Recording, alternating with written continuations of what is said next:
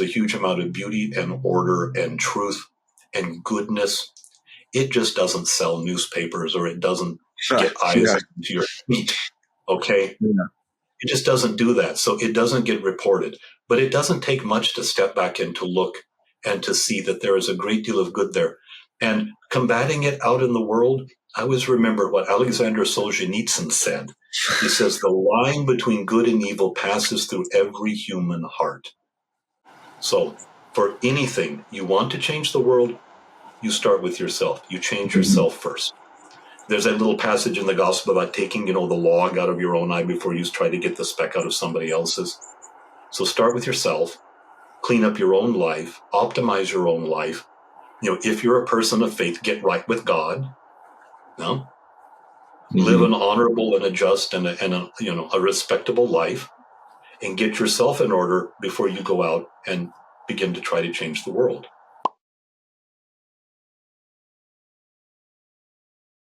What's up, guys? Welcome to yet another episode of Purpose Over Pleasure podcast with your host, Alex Payne. And today we have the pleasure of talking to a very unique man, to a man of a great character who personally inspires me, motivates me, and always makes me happy when I get a chance to talk to him. Father Michael Butler. Father Michael, good to see you. Thank you for being here today, this beautiful Saturday. Thanks for carving out the time. I'll give you a second to introduce yourself. So please, sir. Oh, thank you. Well, you're too kind, Alex. You really are. But I appreciate the kind words when I can get them. Yeah, I am an Orthodox priest. I've been ordained for 29 years and serving congregations. For even longer than that, I've been interested in men's work particularly, and I've been increasingly active in helping younger men optimize their lives for the last few years. That came out of a phenomenon that's been taking place in a number of churches, and we see it in the Orthodox Church as well, of younger men coming to the church. And we've had a huge number of them coming. I've seen them in my own congregation. And as a result, they all present a similar cluster of issues or problems. They're all sort of developmentally at the same stage. And I began to notice the pattern in what younger men were facing. And it got me really interested in what was going on with them. And it spurred me to do even more research in men's work and men's issues these days, in hopes to be able to help these younger guys out. So help them to mature a little bit as well as to grow, helping them to become good at being men, in addition to becoming good men in the church, if that makes sense. It definitely does. I always say the same thing. You don't try to be a good man. Always try to be good at being a man. That were Exactly. the values, I believe. Now, we'll dive into that in just a second, but I do want to point out one very unique thing that you have, sir, that I personally find very interesting about you, and I can relate to you as well, which I'm sure a lot of other young men out there relate. You are a bodybuilder, aren't you? Yes, I have been. Uh, I competed about 12 times over the course of a decade, and that fairly recently. So I got started late in life. I didn't start till I was 53. I strongly suggest people, follow their dreams, and it's very much a young man's sport. So yeah, follow your dreams, particularly if they're physical like that, but start younger in life. But it was good for me. I have a whole lot of friends in the fitness world, and in that particular, in the competitive community, and it was for me. It was a very good and fulfilling time of my life. Awesome. I think it's important to mention for all our viewers out there. I know, but what is it about fitness that draw you so much and that draw you into the bodybuilding at a later stage in your life? It's at 53. It's not quite, it's not 15. It's not you can start picking up weights and going at it, but you already are a mature man. Some will consider it way past midlife crisis towards the end already, but that was your beginning. Yeah, actually, it goes back to my childhood. I You may remember, this dates me, and some of your younger audience may not know what I'm talking about, but we used to have things called comic books, and in the backs of comic books there were ads. And one of the ads was by Charles Atlas, and there was a very famous little cartoon sequence of a skinny little guy getting sand kicked in his face at the beach, and his girlfriend kind of rebuffing him because he wasn't man enough. And he sends away for Charles Atlas's course and builds a great physique and pays back the bully, for having slighted him before. And I saw that and I thought, gee, I was 8 years old. I remember that. I remember I was about 8 years old. And I said, gee, I'd love to look great like that. And I was the furthest thing from it. I was the fat kid. I was the uncoordinated kid. In fact, I almost failed PE in the second grade because I couldn't jump rope. I was so uncoordinated. I couldn't even jump rope. It was that bad. And I was the fat kid all through elementary school. The kid that was picked last for every team, in PE. That was Uh-huh. me. It just didn't. Yeah. So, Same. but oh, that was you too? Okay. So we have that in common. But it sort of persisted through high school. And, even I lost a bit of weight in high school and was, just a little pudgy. But after I got married, I, of course, developed the dad bod. And I noticed through my 30s that my waist was keeping up with my age. And that got to be a little distressing as I hit 40. And I went to the gym, but I was that middle-aged dude, who pumped iron but never got any stronger and who was always on the elliptical but never seemed to lose any weight. It's remarkable how long we can continue to do the same thing over and over again without results, and it astonishes me to this day that I let it go on for so long. Um, and one of the big lessons in my life, and one of the things I teach other men, was that every time I made a significant change in my life, I had a mentor or a teacher or a coach or someone who was able to help me out. And I Amen. finally decided when I was 53 that I was tired of being old, gray, fat, and ugly. And I was going to do something about it. Before I was so old, I couldn't do anything. So I found an online 12-week transformation program. A good old boy from Texas was doing it, and it was his first rattle out of the bag, and so he gave it at a discount. And I said to my wife, I want to do this. I want to see if I can get into good shape. Would you please change what we cook for food here to support me? She said yes. And look, I have a PhD. Okay, so I know what it is to push myself academically and intellectually. I've been a pastor. I've been an active Christian since I was a child, and so there have been times in my life where I've pushed myself spiritually as well. And I thought, gee, I wonder what it would be like to push myself physically. How far could I go? And the year that I hired that online coach, I lost 40 pounds. I went from 196 to 157 pounds. I lost 8 inches off my waist. I went from a 40-inch waist to a 32. I went from 23% body fat to 8. I hit single digit body fat, and I saw my abs for the first time, which for me was just absolutely, it was revelatory because I had never seen them in my life. You know, and I think I was 51 at the time when I finally saw. Oh no, I was 53, and but that was it. And I said, "Gee, this is working so well." I said, "I wonder how far I can push it." So I said, I work real well with a deadline. I work real well with a goal. So I said, those men's physique competitions where they wear board shorts, from the waist down to your knees. I said, I think I could do that. I think I could do that in front of total strangers. So I asked, who here does contest prep? And everybody in my area said, you need to talk to Ramey. So I found Ramey, and he laughs about it. We're still buds to this day. And I went down to see him for a consult, and I said, this is sort of a bucket list thing for me that maybe I'd like to do a contest. Do you think I could maybe do a contest? And he laughed and he says, I can't guarantee you'll win, but I can guarantee that you look like you belong on stage. And I said, man, fine. That's more than I can ask. So we picked the very last contest of that year. It gave us 14 weeks, I think about 14 weeks to prep. And I did everything that he said. And I said, please, just, I don't want to come in last. Just don't let me come in dead last. I was fifth out of six. I was next to last, but I was not last. Oh, I was last for like the next half dozen shows I ever did. I come in dead last, and it wasn't for a couple of more years, 3 or 4 years before I started winning. And I even went to nationals one time. I qualified to go to nationals. So I went to nationals one time to try to get my pro card, which did not happen. So that's one of those life dreams that never quite realized. But I pushed myself. Like I say, I like pushing myself, and I pushed my body as far as it would go. And I'm very proud of that. It just wasn't enough to win. And would that it had been, but that's it. So I'm pleased with the effort that I put in. I was astonished at what I learned from that, and especially for younger men. I mean, it's almost everybody who's anybody in men's coaching or personal development says, guys, go to the gym, get your physique in shape. And Exactly. because what are the first lessons you're going to learn though?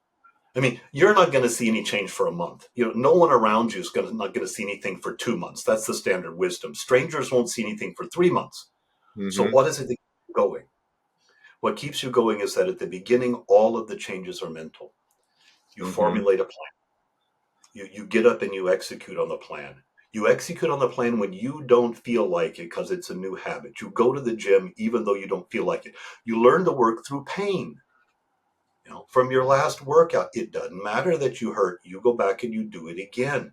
Delayed gratification, that you're not going to see results immediately. So you have to trust the process Mm-hmm. and trust yourself and just execute over and over and over again and put in the reps until you begin to see the fruit of it. So all of those lessons that you learn from just starting are fungible. They translate into all the other aspects of your life. So if you can get regular at the gym and start making progress on your fitness goals, you can do the same academically when you're in school. You can do the same in business. You can do the same in your relationships. That stuff's valuable for life. And so, I advocate, the first things that men do, get your health and your fitness in line. I'm not the only one. Scott Galloway, who's real big on contemporary men's issues right now, he's writing a book. Says one of the three things he recommends all young men do is get freakishly strong. That's his Mm-hmm. words. Because especially when you're young, and just see what your body can do. But Because you have the everybody else, capabilities. forgive me. You have the capabilities. When you are young, when you have the time, usually when you're young, you have the time, but you also have you're at a peak performance for your body. If Yes, I took yes, my nutrition and my fitness at the level that I'm doing it right now, at the discipline that I'm doing it right now, I would have had tremendous results. And not that I didn't. I've come a long way. I went from a skinny, scrawny, 175-pound kid to a 225-pound grown man over the course of 3 to 5 years. yeah. And that was with not the type of discipline that I have right now. Now I'm more nutrition conscious. Now I'm more about not so much weight, but time under tension, focus, the Hmm. right target muscle, proper form. I would have been chiseled and just looking absolutely fantastic back in my 20s. However, Yeah. we all live and we learn, right? This is what it comes down to. I started off the same as everybody else, ego lifting, eating Oh, everything yeah. and ego lifting, and my ego lifting caused me multiple injuries. Now I am at the point where my weights are way less, but my body looks a lot better, a lot sharper. So Hmm. you live and learn. You learn. Now, Yeah. I definitely. Sorry, go ahead. No, please. No, I said I definitely 100% agree with you about fitness. I Mhm. I deeply respect and admire the fact that you stepped into this journey at such a different decade. I mean, you're in your 50s. Yeah. It was That goes 53. to show me, you, and everybody else that it's never too late. It is Never to. never too No. late. And I No. want to dive into this. I know you had a certain experience around that time or before that transformation where Oh, yeah. you talked about it on stage at BK Live, and that kind of changed your life, and you had to go through and overcome. Would you mind sharing that experience? I think it's very important to point that out because a lot of times, men, we wait for that. We wait for that Mm. event to happen before we, excuse my language, if I may, get our shit together. And I think Yeah, that's it's true. we shouldn't be waiting for that. We should take active Well, steps towards changing our lives now. yeah, So, we should take I'll get to the story. It's true. We should take active steps to improve our lives. Um, most people, we'll just generalize this, don't change until they have to. Okay, because we're comfy the way we are, hmm and there generally needs to be something that forces us to change. And sometimes, and at least in the work that I do, I try to help other men to come to a very clear, very vivid vision of what their future self could be. And if you can draw an excellent picture of what you want your life to look like, that can be enough of an inspiration to get you to change. Okay. And so I try to take that. And, even in the Christian tradition, we have a long tradition of, ascetical practice, of discipline, spiritual disciplines and all. And the reason for those is so that we can work on ourselves and improve ourselves slowly and gradually over time, so that should a crisis ever come up, we're prepared for it. And we don't have to be fired, forged in a fire of adversity, or of, some catastrophe in our lives, and then have everything in our face shaken because we founded it and worked on it and established it well through diligent practice over a length of time. So yeah, we should all be trying to improve ourselves. I think for me, it's just the work. Men just need to be doing the work. And if they're not, I hope maybe you and I can encourage more men to do that. But for me, the story was, yeah, I had not been doing the work.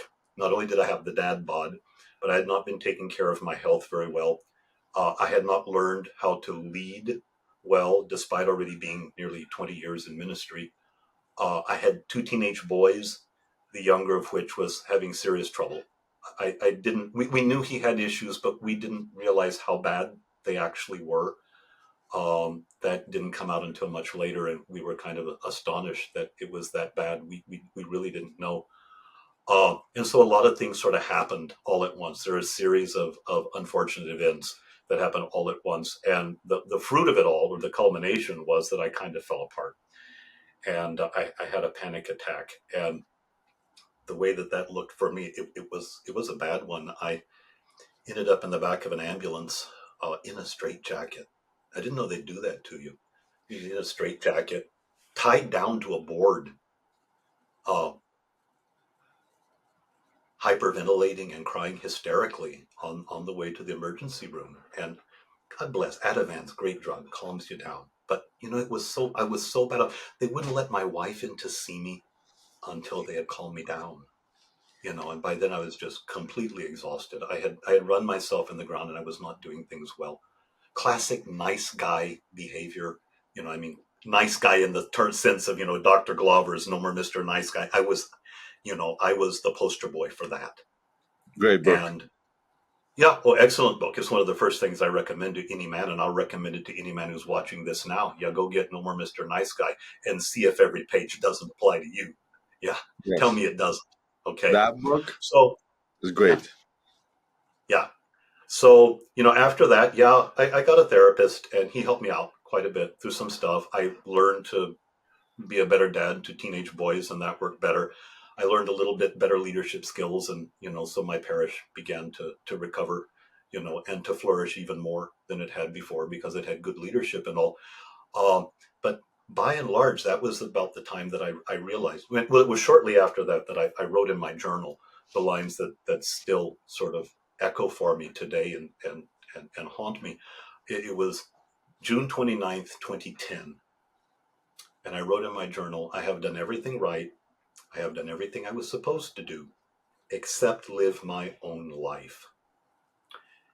And I learned how to live my own life. I mean, granted, as a clergyman, most clergymen come to ministry because we want to serve other people. Okay. But there's a way to serve that's sort of white knightish, that's that's maybe not the healthiest way to approach this, you know. And I think I was doing that where we get a lot of validation and self-worth from the work that we do, rather than bringing our strengths. Sometimes we come to ministry with a little bit of neediness, and I think I had some of that, honestly. And so I learned not to be needy or dependent in those ways. And I learned to find my own strength first in Christ, of course, and with the help of my own spiritual father, my mentor, who I had for 23 years, and was a major influence in my life. And I learned to be grounded and centered in myself to where was free then to offer my gifts to everyone around me in a way that didn't deplete me or dry me up inside or make me dependent or needy in return.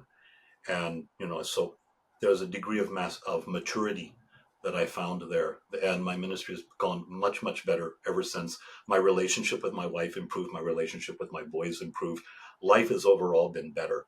And it was not long after that I decided, okay, I need to get myself physically in shape as well, as when I found Rami.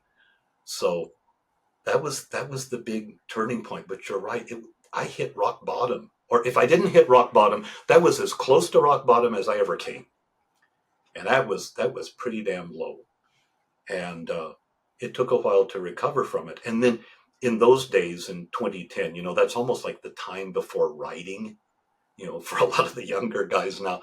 But information wasn't as easily available as it is today with the interwebs. And so I started reading lots of books. I read in time management. I read in personal development. I read a lot in psychology. I was trying to figure out what to do to put my life together and, and be a better man. And it really, about 14 years now, I've been seriously engaged in doing that. And it set me up well.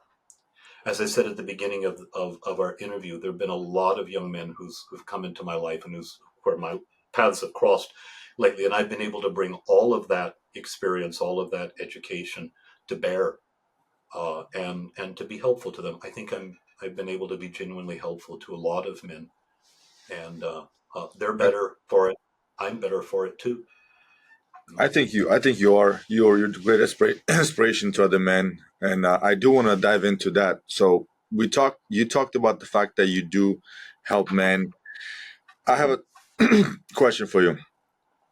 I want you to tell me in your experience. And I know you've been doing a lot of work with men for many years, right? What, in your opinion, we talked about it earlier. What, in your opinion, is the number one thing or the biggest challenge that men are experiencing nowadays? Right, this gap sort of that we're going into right now, and why do you think this is happening? What is the focus of your work that you help men overcome? We Yeah. talk. You dropped a term when we talked earlier. There's a lack of preparation. So how to bridge that gap? Okay. Is what you're talking about what I have described with a lot of younger men, particularly between about 25, 33, 34 years old, maybe.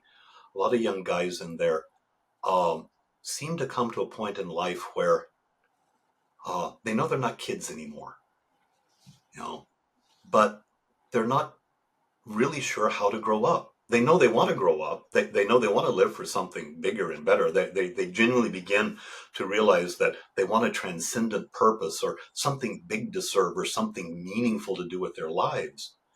And for some of the younger guys in their 20s, they've spent, I don't know, the last 15 years, smoking weed, playing video games, and jerking off to porn, in the basement, and realize that's really not a good preparation for life at all. Mm-mm, And then not even for her. the guys who are then even for the guys who are a little bit older, they did everything right. They went to college, they got the professional or the tech degree or the STEM degree or what have you, and they're out there working, maybe stuck in an intro level job with an intro level salary, or whatnot, and they're sitting in a cubicle somewhere saying, "My God, is this all there was? This is not how I imagined, my life to be." I remember, I'm going to tell stories about my eldest boy, who was a mechanical engineer, and when he was in college, you say, oh, he loved the hands-on stuff. Really loved the hands, loved getting greasy, loved getting dirty, working in the shop, actually forging materials and all of this sort of stuff. Just loved it. And like his first job and his second job and his third job, he sits at a computer at a desk. He says, it's not really what this isn't where my heart is. I want to roll up my sleeves and, get into stuff, up to my elbows. And instead, I'm a desk jockey. And, for a lot of guys, they sort of look at that and they say, look around the cube farm and say, man, somehow this is a little soul sucking. This is not as fulfilling and meaningful as I imagined it would be.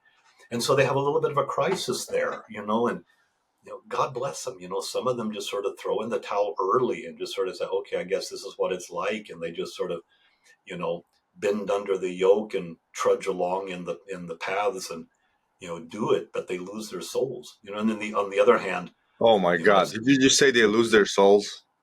yeah, Say that again. yeah, yeah. I think they lose their souls just from the Wow, drudgery that and is the so misery, powerful. because you see it, in sort of the dead expressions, the lack of enthusiasm for life. They're just constantly tired, almost beaten down. And it's bad. It's bad enough when you see that in a man at any age, but when you see it in younger men, man, it just breaks my heart. And what I think I've been able to, so to back up, sort of the hump is especially for the younger guys, they're kind of stuck in late adolescence, Mm-hmm. and they're Mm-hmm. not quite sure how to make that leap or get over the hump into early adulthood. They know they need to. They know they want to. Come on, guys. Yes. Most all men, we got a striving. We want to provide. We want to make a mark. We want to have meaningful lives. We want to get married and have our wives and have our families. We just want to contribute something to the world and know that our lives mean something. They're just not quite sure how to do that, and nothing in their past has prepared them for it.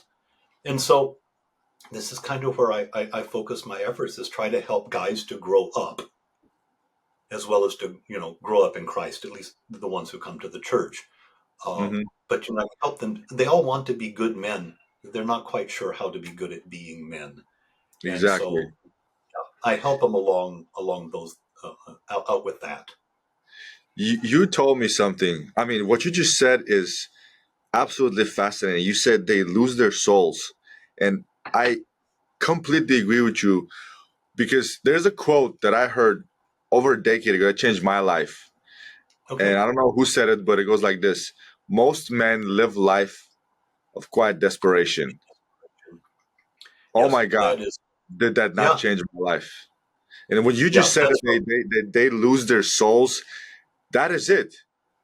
They sacrifice their soul, they sacrifice their purpose, their meaning in life for a paycheck. And it Yeah, drives me absolutely insane. Like you are willing to give out decades of your life to retire and die. And I mean, to me, yeah. it's mind boggling because even on the line of my work, right, as a police officer, we had an officer last year who retired after 30 years. 30 years. Mm-hmm. Yeah, he had a good career, right? Right. And it's fun to be a police officer. It's a lot of fun, especially if you did it in the I'll last take three your word decades. for it. You, s- Okay. you've seen a lot. Yeah. But even him, we found out that this year he passed away from cancer within a year after his retirement. Now, although he was a cop for 30 years, he had a fun career. Within a year after retirement, he passed away. May God bless his soul. Imagine you Yeah. have a cubicle job for 30 years of your life. You really sell your soul. You lose meaning in life. And this is how people just lose their identity. They just exist. They go about their life in the same routine, same patterns, Monday to Friday, and then the weekend they escape and then go back to into Monday again. And it crushes my soul when I see that, when I see men live life with quiet desperation. So I totally agree Yeah. with you what you said about that. And Couple another of thing, thoughts on. oh, go ahead, please. I mean, to hold the other thought. First, your quotation is from David Henry Thoreau from his book Walden. That's the quotation, is from Thoreau. Okay. Um, I mean, clearly, not every man who works in a cubicle or does work in STEM, is a mindless automaton, living a drone's life, in hopelessness and despair. Clearly, some guys genuinely love what they're doing. God bless them. Then they don't need me, okay, because Mhm. they're doing fine, and they'll do fine, and their lives are happy and they're fulfilled. But not everybody finds that. And so for the ones that don't find that or discover that, how was it put? They've climbed the ladder of success only to discover it's leaning against the wrong wall. you know, Wow. then okay, then I can help him climb back down and maybe climb another ladder somewhere else. Uh, yeah, I mean, like I say, my eldest is a mechanical engineer, loves what he's doing. And even though it's sort of at a computer, he's learned to appreciate the job, and there are aspects of it that he finds genuinely challenging. And he's in a position now where he can solve some problems. So there's a real intellectual stimulation where he gets to wrestle with some things, and he finds it very fulfilling. So God bless him. He doesn't call dad for stuff like that. Okay, Awesome. and so that's all good.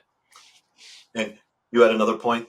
Yeah, you when we talked before we start recording, you mentioned this term, a quarter life passage, Quarter life or, crisis. Yeah, or a quarter life crisis, right? yeah. Let's talk about that because we all know the midlife crisis, but the Oh quarter yeah, life crisis. It's please yeah. elaborate on that. This is the quarter life crisis. I actually I got the full disclosure. I got the term from Chris Williamson off of his Modern Wisdom Modern podcast. He wisdom. mentioned he mentioned that in one of his podcast episodes, and I thought, now that's it. In like two words, what I'm dealing with here with all of these younger guys. And you're right. There is sort of a midlife transition. It does not midlife doesn't have to be a crisis for men, but Hmm. there is definitely periods of transition where life changes, or where life doesn't work anymore. I mean, it works for a while until it doesn't. And so our personality sort of the way I describe it is that personality is actually very loose. It's extremely plastic. And life, our personality works for a while until it doesn't. We get older, circumstances change, the life changes, we accumulate experience, and somehow it just doesn't work so well anymore. And so about every 3 to 7 years, in my experience, our personality sort of shake apart a little bit.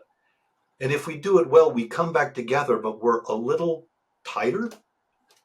The best way I can describe it is that we are still ourselves, only more so.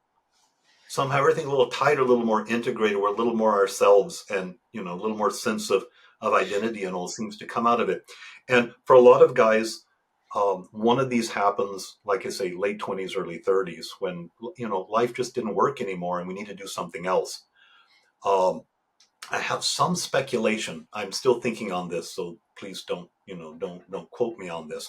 But I think what they're looking for is sort of there was if I can switch over to use as a metaphor here, Robert Moore's classic work on the four principal archetypes of king, magician, warrior, and lover. Hmm. There's the first sort of archetype that seems to manifest in young men's lives, shortly after puberty.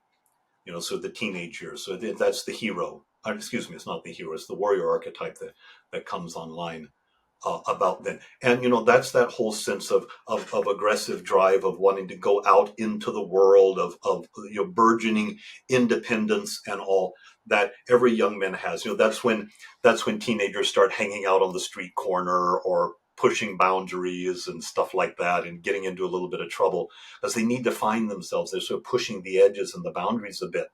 And it drives parents crazy. Part of my gray hair is from raising two teenage boys, so I know it intimately. Um, but it's necessary, and young men need to test themselves. But I think because in our age, adolescence is lengthened so long. Now, did you know the term adolescence didn't even exist until the 1930s or 1940s? There wasn't even a term for it because there wasn't an extended adolescence. You know, my mother got married when she was 19. It was very common. Many of my aunts and uncles married in their teenage years or right out of high school, and they were already mature enough to start a family. And nowadays, do you know the average age for first marriage in America today is 29 and a half? It's that late. I mean, I got married at 25. Both my boys got married at 30. My mother married at 19. I think my wife's mother married maybe 18. I think she was right out of high school. Um, but it used to be that boys, teenagers, were sort of had to grow up a lot earlier than they do now. And now we have this extended adolescence where there's this longer period where we can mature, where we can try out identity, where we can move out of the house and move back into mom's house, several times. We can change jobs, we can change roommates, we can change majors in college, over and over and over again. And we don't really settle down till sometime, pushing toward 30. And I think that this quarter life crisis is, in fact, sort of if you will, sort of kind of a warrior initiation that probably took place in traditional societies when boys were teenagers. I That believe you're referring to the rite of passage. rites of passage, yeah, and absolutely, it's a rite of passage that should have taken place in their teen years, but that now has just been delayed. And again, my speculation, but I think that's what a lot of guys are looking for. They need that affirmation and blessing of an older man or a group of older men who will tell them, we recognize your quality. You have something of value to contribute. It's time for you to step up and to offer your gifts to the world and join the ranks of men and become productive and add value, to your wife, to your kids, to your company, to your church, to your community, to society at large. It's time for you to step up. Come on, guy, quit being a kid. You're not a kid anymore. Let's grow up. And to equip them with those things that they need in order to succeed. And a lot of guys is what I'm finding. And thank you for the question, because I'm thinking out loud here. I think a lot of times guys come to their late 20s, early 30s and realize they haven't completed that task of transition. They haven't fully learned all the skills, or even if they're doing well, they're married, they got the decent degree and all. Maybe there's still some adolescent behaviors that are still hanging on that they know they really need to let go of, but they're still smoking too much weed. They're still getting drunk on Friday nights. They're still watching sports ball all day on Saturday rather than engaging with their wife or their kids. They're still playing way too many hours of video games, and they're going to work, needing a quad of espresso from Starbucks before they can function every morning. uh, and they just know that they need to lay aside those things, put aside childish ways and grow up. And they're not quite sure how. They're not quite sure what it is they need to lay aside or what it is they need to acquire by way of virtue, personal characteristics, habits, whatever. And so when I have the opportunity to sit and talk with these guys, it doesn't take too long for me to figure out kind of where they're showing up a little short, maybe lacking a little, and then we work on that in order to sort of bring them up to speed into mature masculinity.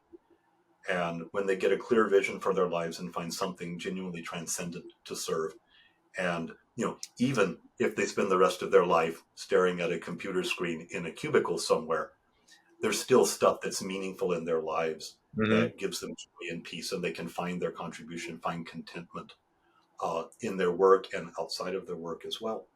So it's a beautiful thing when it happens. I'll tell you that. It definitely is. As a coach myself to young men, I realize that a lot of these things are come in patterns. I love the Mm-hmm. cup, by the way. Would you mind showing my Oh, viewers the cup? Average to yes. alpha. There you go. Yes, my social media handle. Find me here. Shameless self promotion. Oh, go for it. Go for it. And I love because why stay average? Bedros always says average is the enemy and success is your responsibility. So why stay average when you can be great, when you can be alpha?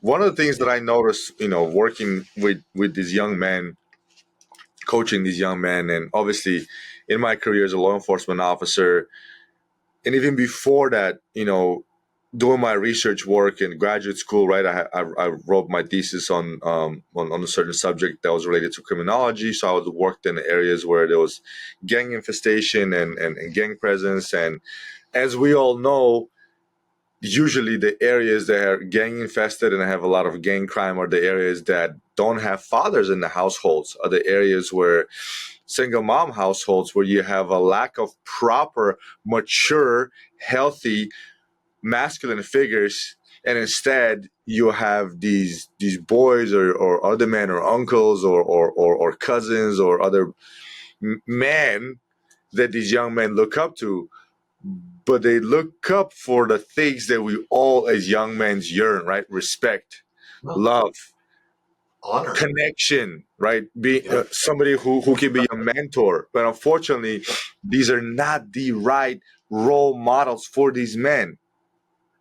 Yeah. And so what I find interesting is that over the years we've gone from completely isolating and taking the father from the family and breaking that family nucleus, and we only have mothers who raise these boys now. But salute to mothers. I am a byproduct of a single mother household, right? My mother raised me and two more children, right? I didn't have a father since I was 16 years old, and before that he wasn't the greatest. I know what it's like, and a mother can never be a father, and a father can never be a mother. So I think it's very important that we focus on the role of fathers and men in the family if we want to fix this issue with young men today who are clearly dealing with quarter life crises, because there's nobody out there to show them how to deal with it. This is what I noticed, see in my experience. What we can do about fatherless homes. I think in America, if I remember the statistic correctly, at least half, if not like 60%, It's pushing of 60% now. yeah, children are raised in single mother homes Mm-hmm. or single parent homes. And in 85% of the cases, that means they're living with mom. So Mm-hmm. dad has a More. minimal presence or yeah, every other weekend visitation rights or something like that. Mm-hmm. Um, I have no I have no grand solution to that problem. That one is way beyond me.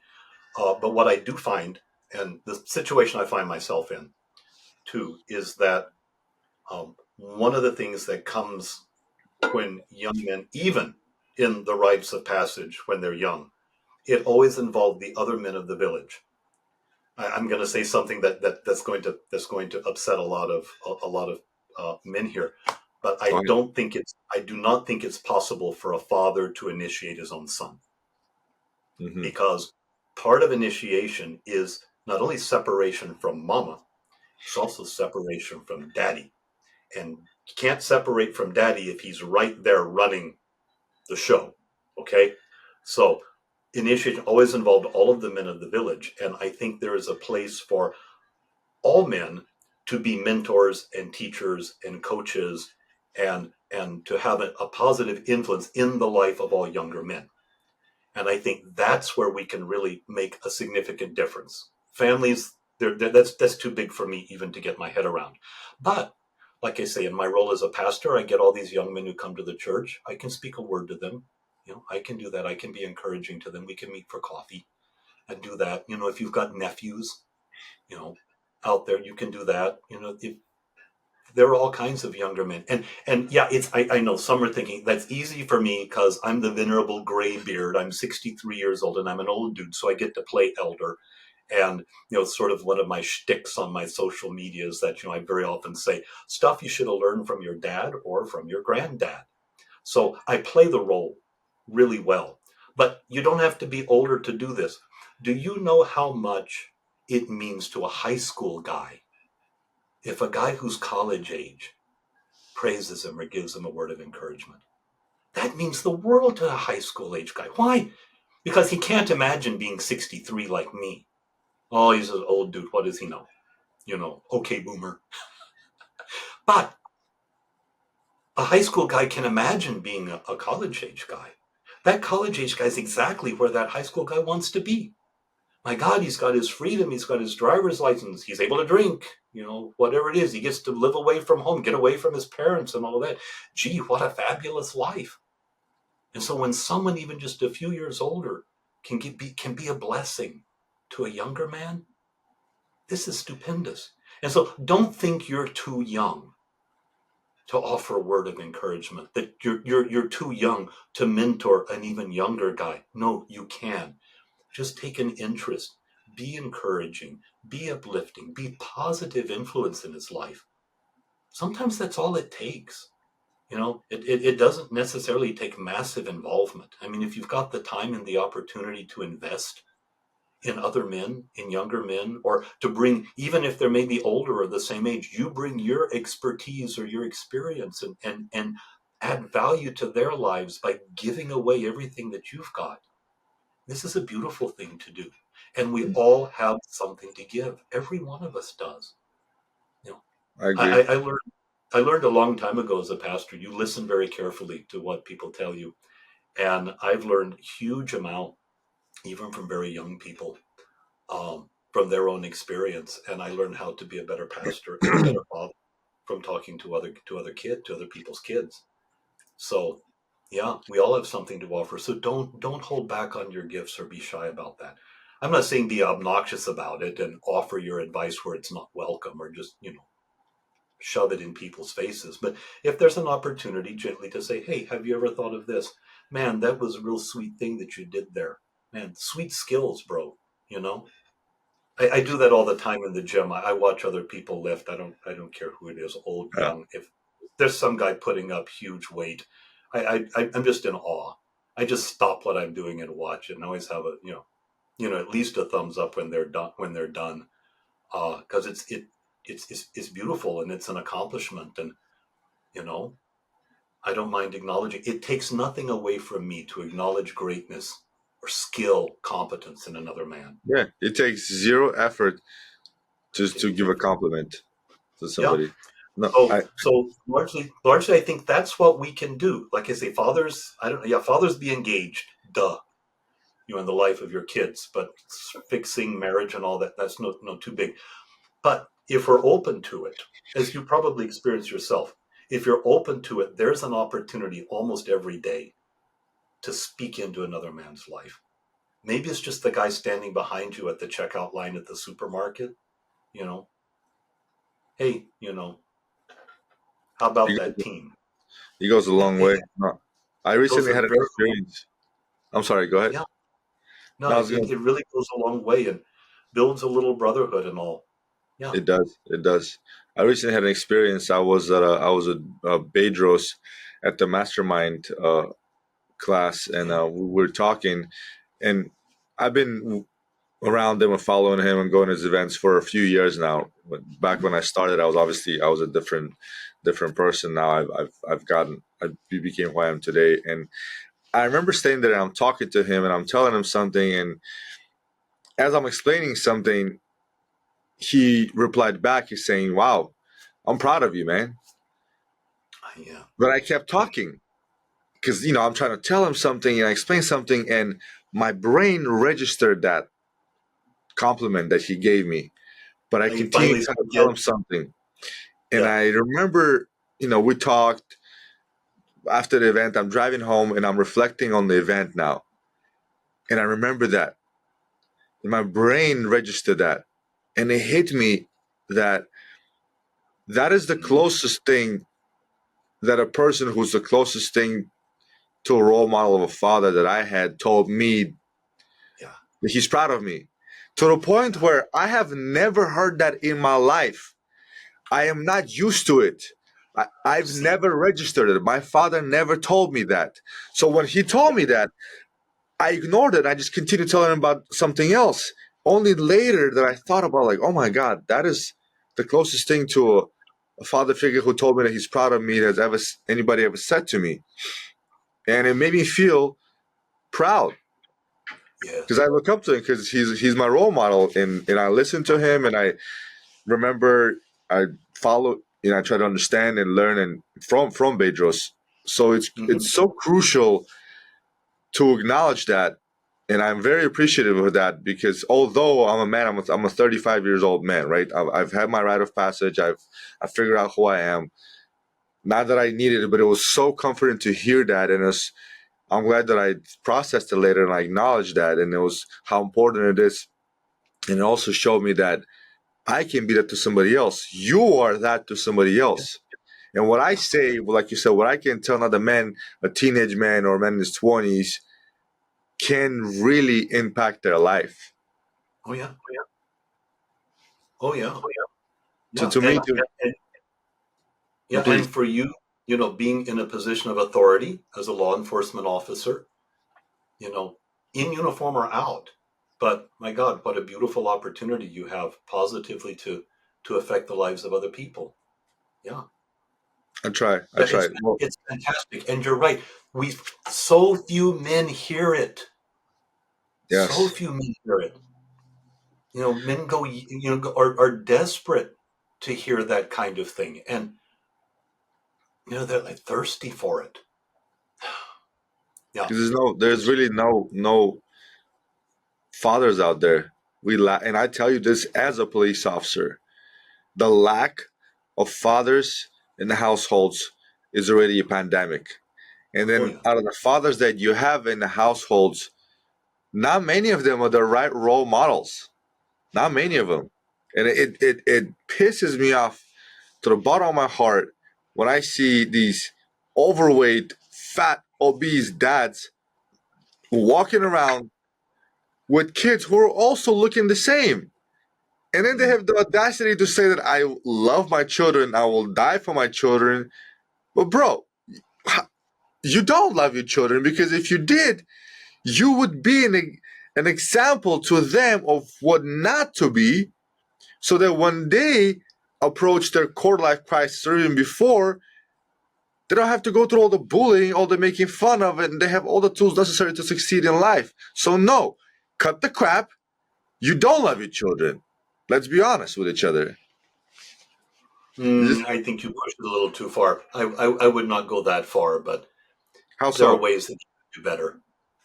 Just say there are Please ways he tell. could do better, and also to take care of his own health so that he's Hmm. around enough and able to engage with them. I find it now. I'm hoping to be a grandpa next year. We're hoping for that. And thank God, I have my health, I have my mobility, and all of that. But I've seen a number of men, even my age and not much older, who can't even play with their grandchildren Mm. because they have debility, because they didn't take care of themselves, and so now they're not physically able to enjoy the life that they have left. It's unfortunate. You miss a lot. You The just the miss a way lot. I see it And sometimes your is, kids, your kids miss it too when you're yeah. not engaged.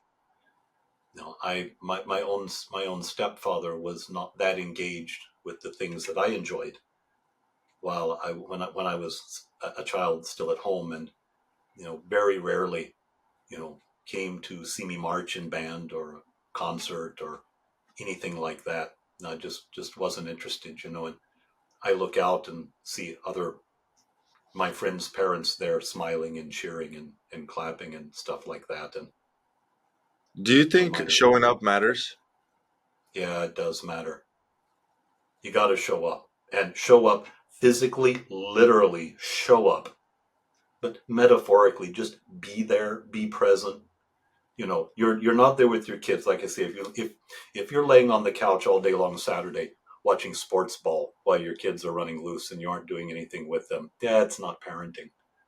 It's just not. In fact, it's probably self-medication. I have nothing against sports ball myself. I mean, since I was the fat kid and always picked last, I really Hmm. don't care for any team sports because I just got soured on them when I was a kid, and I don't find much pleasure in watching them. Neither do I. I Oh, don't. I am. yeah, I am. Just so you know, I'll tell you a funny story. I am the one of the biggest Cowboy fans. Dallas I Cowboys used to football be. team. Yeah. I'm one of the biggest fans, and I tell you why. You're gonna laugh right now. Okay. I'm a Cowboy fan, but I don't know a single player's last name. I don't know any scores. I have not watched a single game. I don't even know how to play football well. I don't. The reason why I'm a Cowboys fan is because I have real estate, rental real estate, specifically close to the Cowboys stadium. So whenever Cowboys play or they win, that gives me money. That run There you drives go. my business. So I am a Okay. Cowboys fan purely for entrepreneurial reasons, and that was the Yes. goal. And that was, but you will not catch me on a Sunday or a Monday or Saturday. I don't even know what day it is that at a Cowboys game. You won't. So I kind of don't agree with the fact that a lot of men out there spend the whole entire day staring at a box, cheering for their team. They don't even own. They don't even make a penny out of it. If anything, they spend money to on their team. At least Yeah. my team is making me profit. There you go. Yeah. So And that's I learned early on, and for me, one of the odd things was people who wear their favorite players' jerseys, or numbers or something like that. Why do I want to go around in life wearing another man's name and another man's number? I want to wear my own number. I want my Mm-hmm. own name on my own Mm-hmm. jersey because I want to be playing my game, not somebody else's game. Wow. Wow. Just, I love that. it was just something that struck me one day. And okay, I mean, I get it. Heroes and exemplary people. I have those people in my life too. But I'm not going to wear their image on my body. You No, know. definitely not. Definitely. You gotta be the hero of your own movie, of your own life. Now I want to tap into a little bit of spiritual talk with you, okay? Okay. Are we facing the battle of good versus evil right now in the world, in the society, in your opinion?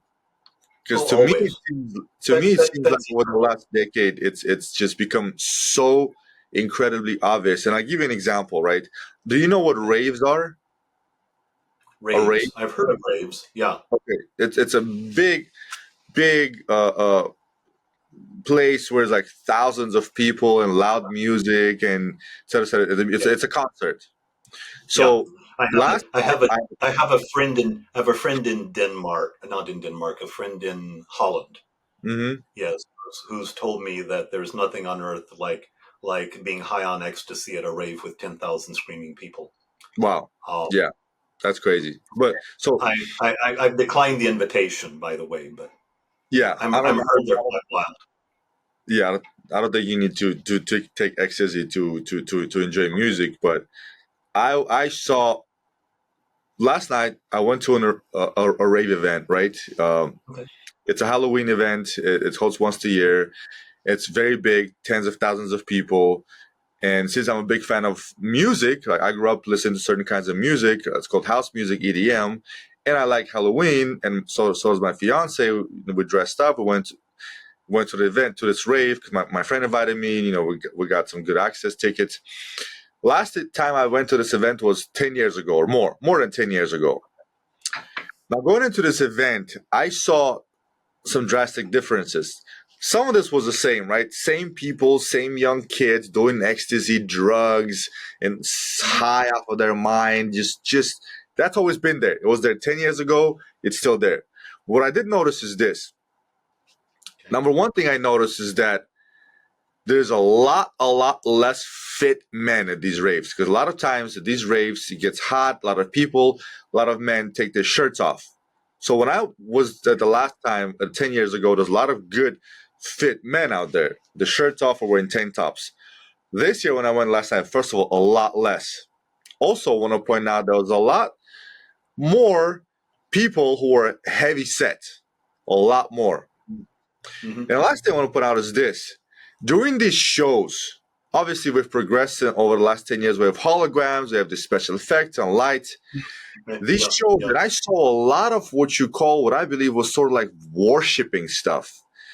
And one of the Uh, main stages was this humongous, and it was beautiful. It was very nicely done with lights and sound and holograms. This humongous skeleton figure who was like worshiping over people with his hands out like this, and everybody just kind of like thousands of people like dancing to the music and lights. It was a beautiful show, and even the DJs like, let's say hello to the skeleton man, let's say thank you to the skeleton man, and you see skeleton man just like this. And to mm, me, being a spiritual man, right? I have a Bible right here, and I believe in God. I'm a Christian man myself. I'm not perfect. I'm not an angel, but to me that stood out. Why is it that everybody's worshiping this skeleton, right? Why it seems almost like along the lines of it's done on purpose. Why can't it just be strobe lights? Why can't it just be spaceship? Why can't it just be something? Why does it have to be like this evil looking skeleton creature that everyone is just like high and drugged up and masses of people and loud music just kind of doing this too? That sort of stood out to me. okay. And I couldn't help but notice that. Obviously, when we left early enough, we drove home. We're not like taking any drugs and stuff like that. We went home, we slept, and I had to wake up early to the interview, which I was looking forward to. But I feel like right now in the world, we're experiencing true battle of good versus evil. We are.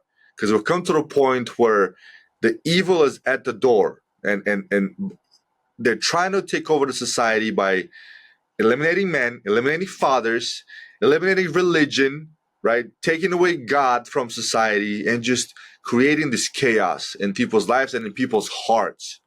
What are your thoughts about that? Oh, I have one or two, I suppose. Um, First off, with regards to the decoration and all at the rave, um, I think they do stuff like that. I mean, there is a lot of, particularly among younger people, there's sort of there's always been among young people a spirit of rebellion. Mm-hmm. Again, like I say, for young men who need to separate from their parents, from whatnot, it's a common trope nowadays that young people in high school or college fall away from their Christian roots and become atheists or agnostics. And then, sometime in their 20s, in some cases, at least I see them. I mean, that's almost a standard story with the young guys that are coming to my church these days. They realize they really do need God, that there is a God. They need something transcendent, to orient their life towards. And they come back to Christ in his church.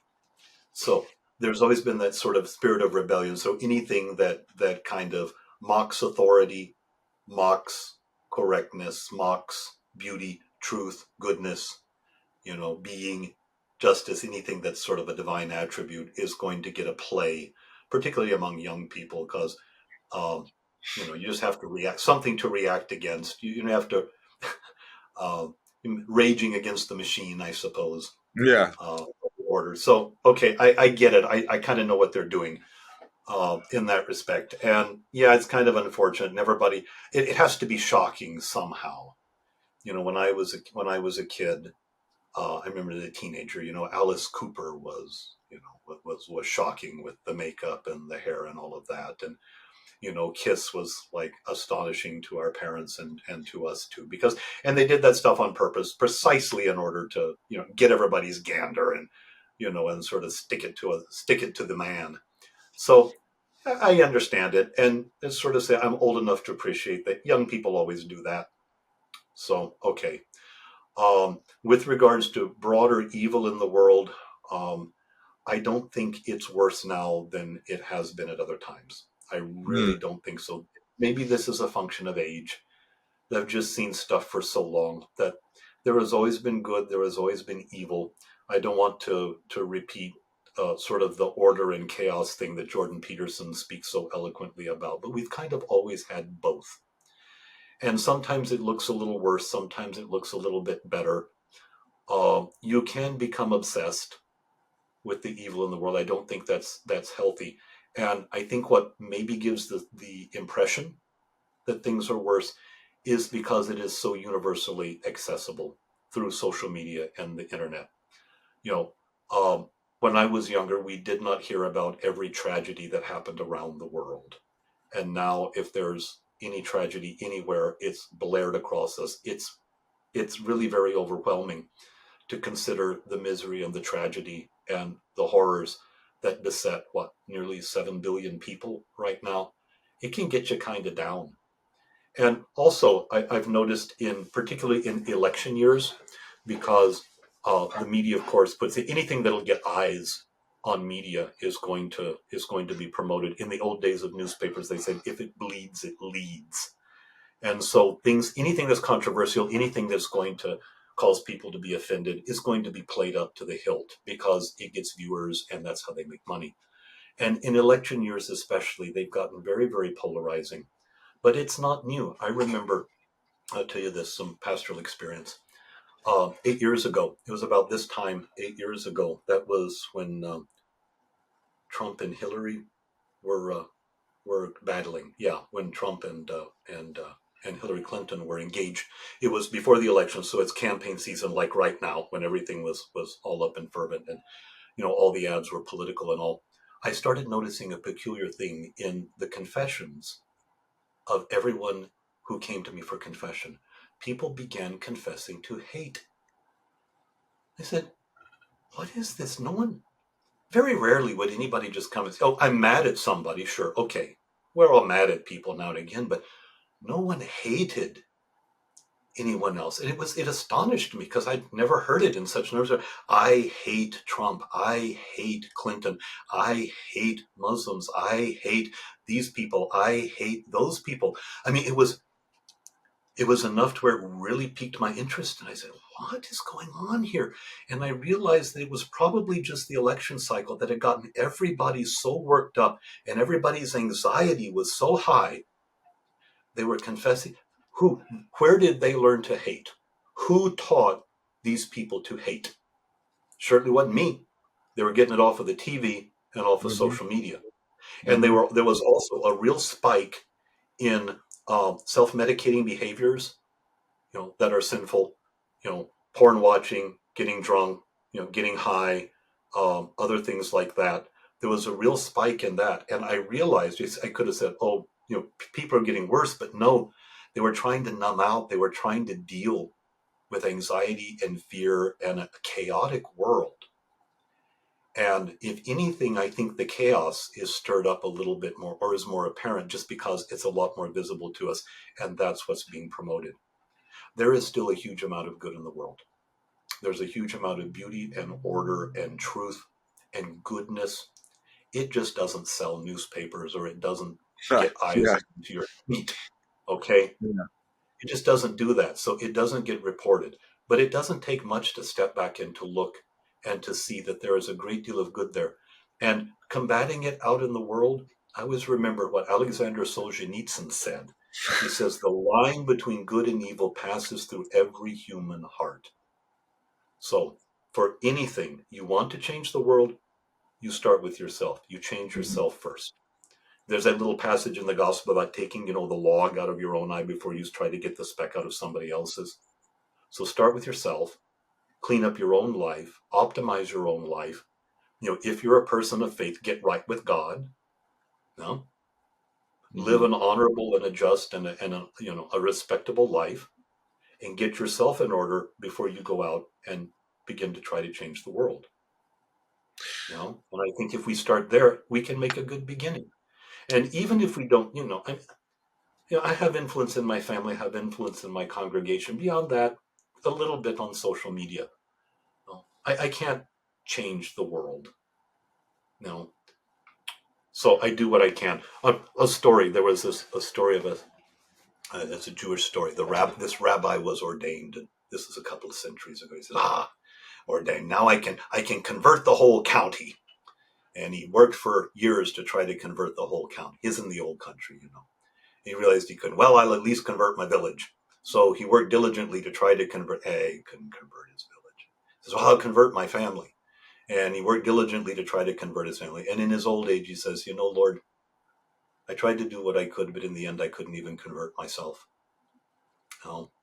So maybe if we begin with ourselves, we'll have a little better success. So, Oh, definitely. I try not to have, I have very little condemnation for others. Certainly no condemnation whatsoever for the young men that I work with or for their situation. I don't try to assign blame. It's not your single mother. It's not your deadbeat dad. It's not the system, the man. It's not feminism. It's not, the woke crowd or the alt-right or anybody like that. No, because what does Jocko teach us? Discipline is Extreme freedom. ownership. Extreme ownership. I got it on the Yes. shelf over here. Yeah. Own it There's all power. yourself. And then you can do something to fix it. There's power in that. That what I want people to understand is that there's so much power in taking accountability, in having extreme ownership. You realize, as painful as it may be, as hard, as challenging, as scary as it may be, you realize that you have the power to change your life. The pen is in your hand. You are the captain of your ship. You are the creator of your destiny. And that is true power right there. Understanding that no matter how uncomfortable, no matter how painful, no matter how challenging it may be, you realize that you are at the center of your own universe. Now, you're not the center of the world, but your own No, existence, your own perception of yourself. You are a conscious, spiritual, powerful human being. You have everything you need, and it's just on the other side of that fear on the other side of that, comfort, Yes. right? Yes. Yes. You have to lean into the fear. You have to push your edge. And actually, that's where men come alive. You've been there, I'm sure, whether it's in the gym or academically or with a relationship or what have you. You know, you just push that right to the edge Mm-hmm. and you come alive. It's a beautiful place to be. But we do need to own it. And once we can own it ourselves and own our own lives, then we're able, you know, in the words of the Orthodox liturgy, we can commend ourselves and each other and all our life unto Christ our God. So if you're a person of faith, then what I suggest you do is you get your own life in order to where you have something wonderful that you are then, you put that in full submission to God. And that is an extremely well Say ordered. that one more time. That was beautiful. If you're a man of faith, you Yeah, figure then out you that order word. your own life, you get your Uh-huh. own life put together. And Uh-huh. then once, as you have that put together, then you have something to offer to God. Granted, we can offer ourselves even if we're falling apart and there's not much. We remember the story of the widow's mite. Even if we don't have very much to offer, we still offer our lives to Christ. Okay? But if we can pull ourselves together, because, there is some criticism in Christian circles of some of the men's work or the men's self development arena out there that, we're just talking about self aggrandizement and making yourself the best and making yourself the center and all of that. No, let's organize our lives and take full responsibility for it. But we also stand then in submission to God. To God. And it goes. And I don't know of a single religious tradition around the world where that's not the ideal and that's not the case. You Now, know, my question, if I may, when you say submitted to God, what do you mean by that? Is it the same as giving your gift to the people, to God's people? Or do you mean, for example, when I deliver a speech, right? When I mhm, go somewhere, when I talk, when I go to this event, I always ask God, I'm like, Lord, please help me deliver the speech. Please use me as a tool, mhm, as a weapon, as a tool to bring your message to my audience. Use me, through me, mhm. help me help these people. Is that what you're referring to by giving in your gift to God, by serving in people? part, okay, in part. One of the things that the fundamentals on which I base my men's work is the understanding that all of our masculine attributes, and if there are women who watch your podcast as well, then all of their feminine attributes, it applies equally.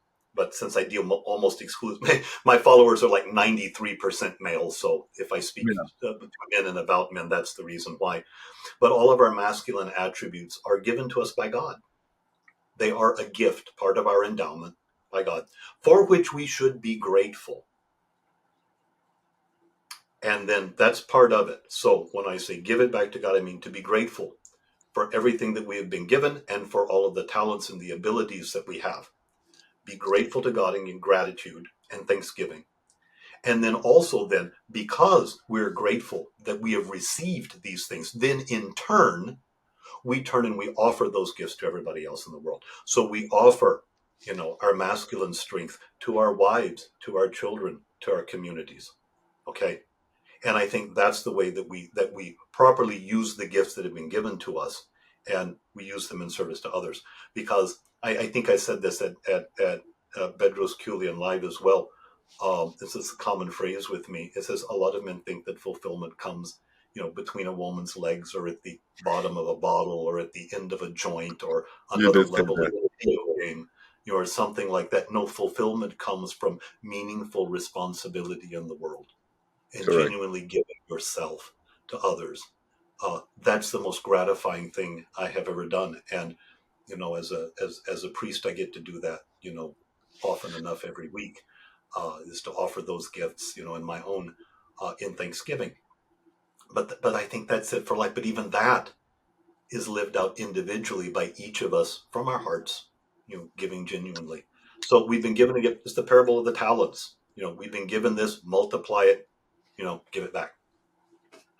I agree with that. I think ultimately serving serving God and serving other people, I believe, is brings you the ultimate meaning in life. And it doesn't have to be. You don't have to necessarily just go out there and help a person one on one. It's just you can do whatever, but whatever you do, even if you don't necessarily change a person's life, but whatever you do, if you do with passion, with love, with meaning, with intention, I believe Mhm. that is what God has placed you on this earth to do.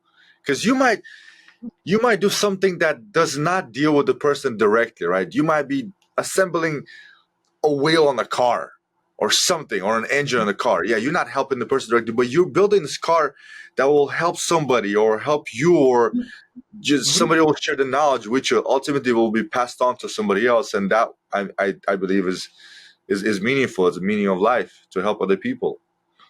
Yeah, I think that just as you say that, I think that similar idea in Jordan Peterson, where he says, are you serving the greater good, or are you making the world are you making the world a better place by what you do, or are you an agent of chaos and making the world worse? And I That's think it's beautiful. fundamental. But yeah, I mean, it's kind of simple. It's a little sort of black and white. So go and make the world a better place, whatever that looks like. you know and if you can do it with uh, a song in your heart and a smile on your lips while you're doing it, I think you're doing pretty well. Yeah. Definitely. One of the greatest books that I've read is this right here. And it's, I have a Bible right there, and I have this book right here called Hard Times Create Strong Men by Stefan Arnio. May he rest in peace. Fantastic book. And I think every young teenage boy should read this book starting in high school. I learned so much from that book. And what I'm trying to do right now by helping other men out there is because I realize first of all, everything in society and life is cyclical. Hard times create strong men create good times create weak men create hard times, which is what we're going into right now. And although I'm not a father, although I don't have children, although I don't have a son, I realize that if I just let the society be on its own, by the time my children come around, they'll probably be born and forged into fire or have to go through hard times, war, or something. So it's my It would job, be it's my duty as a servant of God, as a man, as a law enforcement officer, as a leader, as a husband, as a man, is to help other men, whether they're older than me, younger than me, my age, raise sort of other men, other sons, other young men out there, so that hopefully by the time my children are of age, they don't have to go through the hard times and the hardships and face that chaos. And this is why I do the work that I do, not only just to help men and pass it, pay it forward so other men help me, but also hopefully that one day when my children are around, and when my friends and my peers' children are around, the world is a better place, and not. I want to leave it better than I found it. exactly. And even if it's not, they will be better prepared to deal with it because they have had you in their lives. you know yeah. Yeah, thank you. I want to close it off with the question that I ask every guest, and I know me and you talked about it, and I recently, I kind of timed it sort of to post that little clip where I asked you. Remember this week I posted a clip from the BK Live where I asked you, and you had a wonderful I answer. wonder. But we all know the name of my podcast is Purpose Over Pleasure, right? Because my life, my true meaningful life, began when I stopped with the pleasure and I started pursuing my purpose. Mhm. My question is the same. What is what do you think is a purpose of life? Or you can say, what is your purpose of life? And the second part is, this is for all the young men out there who are struggling, who are going through their core life crisis. How can they find or create their purpose in life? So, Okay. two-part question. Two-part question. um the purpose of life, probably too big of a question, for me to answer. So I'm going to use humility as a way of avoiding the biggest question. But The purpose of my own life, I think I've hinted at it through the course of our conversation. That is, everything that I have, as it says in First Peter, every good gift and every perfect gift is from above, coming down from the Father of lights. I have everything I have received, and I hope that I have lived it with gratitude and given it out in service to everyone around me. Beginning with my own wife and my children, to have raised my family well, and I'm extremely proud of my two boys these days and the women that they have married and the course of their lives. So I think I did something right there. But also to give my gifts out in service to my congregation and to the wider community, and even, here on social media to whomever may happen to listen to this, in hopes that they've derived some good from it, or at least have not been bored to tears or offended by our conversation today. And in the end, I hope to have given myself completely to where there's nothing left. And at the very end of my life, even to give my life back into the hands of the one who gave it to me. And so I think that's my purpose. And part of me, as I said at my talk at BK Live, I live with a lot of regret because I came rather late in life, as I said, in sort of the crisis with the panic attack. I was 49 years old when that happened. And I realized after that I'd wasted decades in some respects, in some aspects of my life where I did not step up. I didn't know, it's not like I willfully ignored things, but I didn't know uh, that I was lacking. I didn't know how to get out of issues. I didn't know how to step up. And I live with a lot of regret because I wasted time. And so I don't have that much time left. I am much closer to the tomb than to the womb right now. And if I can help younger men to avoid my mistakes, to step up and to lead, to optimize their lives in ways that I didn't find until I was older, then I've done a very, very good thing. The second part of your question, answer to your question, is for younger men, how do they find their purpose? I think it's a matter of lifting. First, find what moves your heart. Very often, at least it was my experience and seems to be experience of other men, that there's a lot in their childhood and their youth that they had to kind of put up on the shelf in the closet when they had to grow up, or they had to go away to school, or they had to get a job, or what have you. And there are a lot of things that that their heart yearns for that no longer has a place in their life. And so even, if you wanted to be a rock star, you know, and you're never able to do that, at least let music be a part in your life. And maybe it's at some point you'll have to buy the Fender amp and the guitar, and maybe you'll only know three chords, but you sit in the basement and you pound it out and you sing off key. But it's not for anybody else. It's to feed your own heart and to enrich your own soul. I think it's important always to find a place in our lives where we can do that. And if you've reached a point in your life, if you're at a transition point in your life, regardless whether you're young, midlife, or a little older in life, if you've reached a point of transition, you will know because you're dissatisfied, you're antsy. The things that gave you pleasure in life no longer give you pleasure. If it's bad, you'll feel like everything in life is turned to ashes in your mouth. And just know that, okay, this is a transition. Become very attentive to what's going on around you. Listen carefully. If you're a man of faith, pray a lot and be open to what God puts in front of you. But whether you are or you aren't, be attentive to what's going on around you and try to find broader opportunities where you can find occasions to be giving and to be adding value to other people in your life. Okay? And at every time I've gone through a life transition, I found that not only did I come back together a little more integrated and all, but I had a clearer sense of where I wanted to go, what I wanted to do. So the earlier you can in your life where you can begin to sketch out the kind of man you want to be, the kind of future that you want for yourself, the better you are. And right now, again, for shameless self-promotion, I've actually put together a little course recently called Forging Your Future, which is precisely designed to help younger men uh, get clear on the vision for their lives. Very often, young men aren't really sure where they want to go. And, if you don't know where you're going to go, any road will get you there. And so they kind of dissipate their time or their attention and they flounder. You need to start with one thing that's really important. and get clear on that, and then develop a plan to pursue it. Be willing to change your environment, to change your peer groups, to change your daily habits, to change who you are in order to have the life you want.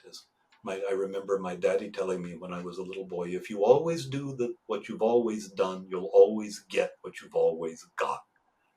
So you need to find something else to do. And any rate, helping guys find something else to do and mentoring them through that and providing some accountability and some guidance along the way is what I like to do. And so, if I can be of any further service to any of your listeners, I'm more than happy to be. And if there's anything I've said in the course of our talk here today that has caused offense, please forgive me. It's never my intention to give offense to somebody else, but I hope I've said something that's been of value for you in your own life. I suppose You, I'll def- shut up there. you definitely did. Thank you so much. Thank you. That was fantastic. And before we end, I want you to tell these listeners. I know some have been watching this on video, some will be listening just audio, and I'll be dropping all of this on the link, on YouTube and everything. Where can they find you? What platforms are you on? How can they find you? Or if you have an email, how can they reach out to you? And again, for all my listeners, for my viewers, I'll be dropping all this information in the description as well. But please let them know. Okay. Yeah, I use an online. I am on Facebook, Instagram, YouTube, and God help me, TikTok. Uh, but I use the same handle across all my platforms, which is at the bottom of the screen here: average to alpha, AVG, numeral 2, alpha. And that's also the name of my website, www.avgnumeral2alpha.com. I am there. I typically am a little more on Instagram, and soon YouTube. I have a little more time nowadays to begin posting more on social media than I've had. Things have been very, very busy at the parish and in my own personal life for the last several weeks. But I've got a little more time now to where I can begin beefing that up. If people want me, they can contact me on the website, DM me on Instagram. That's probably one of the easiest ways to do it, or on Facebook. Drop a comment in some of the posts. My followers are not so many that I can't keep up with the comments that people leave. So I look forward to the day when that's no longer possible, but for now it is possible. And I do read every comment, and I try to respond where there's a serious inquiry and all. And if I can be helpful and someone's interested, say so. And we can take it from there. Wonderful, wonderful. Father Michael, I just want to take this moment to thank you. Thank you for giving us some time, giving us your wisdom, giving us that gray hair wisdom, sharing all that with us, with me, with my viewers. I always enjoy talking to you. I would prefer to stay in touch, after this episode, maybe even record another episode, because we barely even tapped into, and I have a lot of questions for you. But thank you for your time. Thank you for pouring into my viewers and sharing the knowledge with us. And I look forward to speaking to you soon again. And yeah, it's been such a pleasure, sir. Thank you very much for today. Thank you. It's been my pleasure as well, and I'm glad to be of service anytime I can be.